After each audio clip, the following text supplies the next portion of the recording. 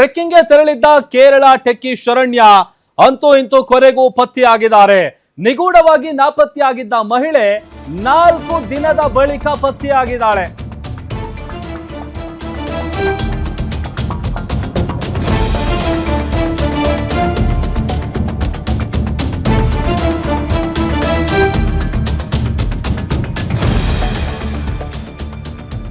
ಟ್ರೆಕ್ಕಿಂಗ್ಗೆ ತೆರಳಿದ್ದ ಕೇರಳ ಮೂಲದ ಟೆಕ್ಕಿ ಶರಣ್ಯ ಕೊನೆಗೂ ಪತ್ತೆಯಾಗಿದ್ದಾರೆ.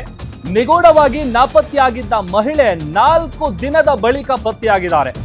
4 ದಿನದಿಂದ ಶರಣ್ಯಗಾಗಿ ಅರಣ್ಯ ಇಲಾಖೆಯ ಸಿಬ್ಬಂದಿಗಳು ಪೊಲೀಸರು ಹುಡುಕಾಟವನ್ನ ನಡೆಸಿದ್ರು. ಏಪ್ರಿಲ್ 2ರಂದು ತಡಿಯಂಡಮೋಳ್ ಬೆಟ್ಟಕ್ಕೆ ಟ್ರೆಕ್ಕಿಂಗ್ಗೆ ಅಂತ ಶರಣ್ಯ ಹೋಗಿರ್ತಾರೆ. ಆ ವೇಳೆ ಅಲ್ಲಿ ದಾರಿ ಮಿಸ್ ಆಗಿ ಕಾಣೆಯಾಗಿದ್ರು. ಅವರಿಗಾಗಿ ಹುಡುಕಾಟವನ್ನ ನಡೆಸಲಾಗ್ತಾ ಇತ್ತು. ಬೆಟ್ಟದಲ್ಲಿ 4 ದಿನದಿಂದ ಆಕೆ ನಾಪತ್ತೆಯಾಗಿದ್ದು. ಕೊಡಗು ಜಿಲ್ಲೆ ಮಡಿಕೇರಿ ತಾಲೂಕಿನ ತಡಿಯಂಡಮೋಳ್ ಬೆಟ್ಟ ಇದು. ಅಲ್ಲಿ ಚಾರಣಕ್ಕೆ ಹೋದಂತ ಸಂದರ್ಭದಲ್ಲಿ ಆಕೆ ದಾರಿ ಮಿಸ್ ಆಗಿ ಕಾಣಿಸ್ತಾ ಇರಲಿಲ್ಲ. ಅದೊಂದ್ ಕಡೆ ಆಕೆಗಾಗಿ ಸತತ 2-3-4 ದಿನಗಳಿಂದಲೂ ಕೂಡ ಅರಣ್ಯ ಇಲಾಖೆಯ ಸಿಬ್ಬಂದಿಗಳು ಹುಡುಕಾಟವನ್ನ ನಡೆಸ್ತಾ ಇದ್ರು.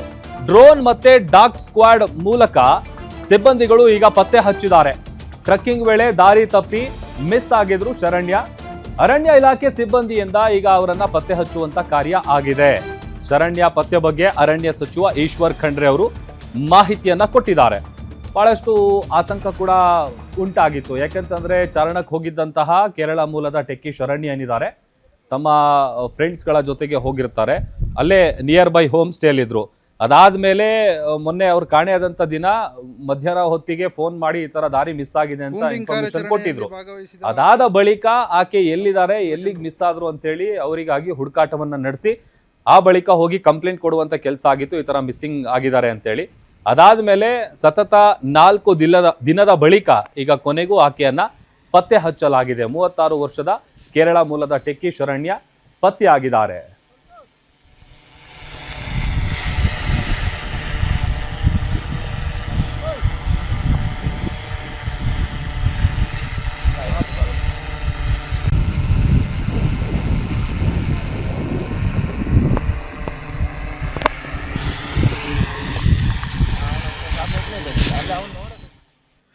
ಸುರೇಶ್ ನಮ್ಮ ಪ್ರತಿನಿಧಿ ಹೆಚ್ಚಿನ ಡೀಟೇಲ್ಸ್ ಅನ್ನ ಕೊಡ್ತಾರೆ. ಸುರೇಶ್, ಕಳೆದ 4 ದಿನದಿಂದ ಬಹಳಷ್ಟು ಆತಂಕ ಆಗಿತ್ತು. ಆಕೆ ಎಲ್ಲಿದ್ದಾಳೆ, ಏನಾಗಿದ್ದಾಳೆ ಅಂತೇಳಿ. ಹೇಗ್ ನಡೀತು ಆಕೆಗಾಗಿ ಹುಡುಕಾಟ? ಜೊತೆಗೆ ಏನ್ ಮಾಹಿತಿ ಸಿಕ್ಕಿದೆ? ಎಲ್ಲಿದ್ಲು ಆಕೆ?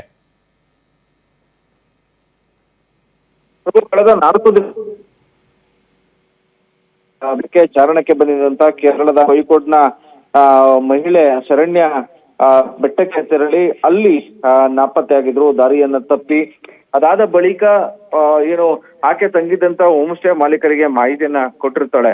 ನಾನಿಲ್ಲಿ ತಡಿಯಂಡಮೋಳ್ ಬೆಟ್ಟದಲ್ಲಿ ದಾರಿಯನ್ನ ತಪ್ಪಿದ್ದೇನೆ, ಹಂಗಾಗಿ ದಾರಿ ಯಾವುದು ಕೂಡ ಗೊತ್ತಾಗ್ತಾ ಇಲ್ಲ ಅಂತೇಳಿ ಮಾಹಿತಿಯನ್ನ ಹಂಚ್ಕೊಂಡಿದ್ಲು.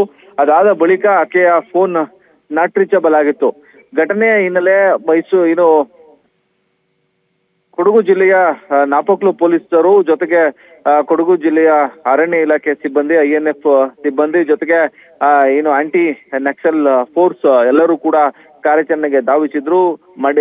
ಮಡಿಕೇರಿಯ ತಡಿಯಂಡಮೋಳ್ ಬೆಟ್ಟದಲ್ಲಿ ನಾಪತ್ತೆಯಾಗಿದ್ದಂತಹ ಕೇರಳದ ಶರಣ್ಯ 4 ದಿನದ ಹಿಂದೆ ನಾಪತ್ತೆಯಾಗಿರತಕ್ಕ ಪ್ರಕರಣಕ್ಕೆ ಸಂಬಂಧಪಟ್ಟಂತೆ ಗಂಭೀರವಾಗಿ ಕೊಡಗು ಜಿಲ್ಲೆಯ ಪೊಲೀಸರು ಕೂಡ ಪರಿಗಣಿಸಿದ್ರು.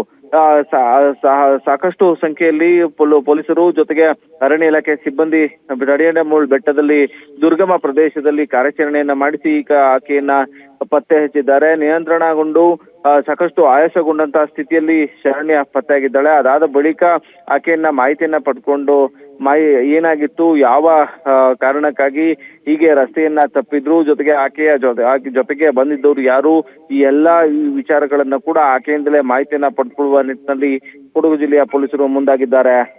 ಪ್ರಭು. ಓಕೆ, ಥ್ಯಾಂಕ್ ಯು ಸುರೇಶ್ ನಿಮ್ಮೆಲ್ಲ ಡೀಟೇಲ್ಸ್ಗಾಗಿ.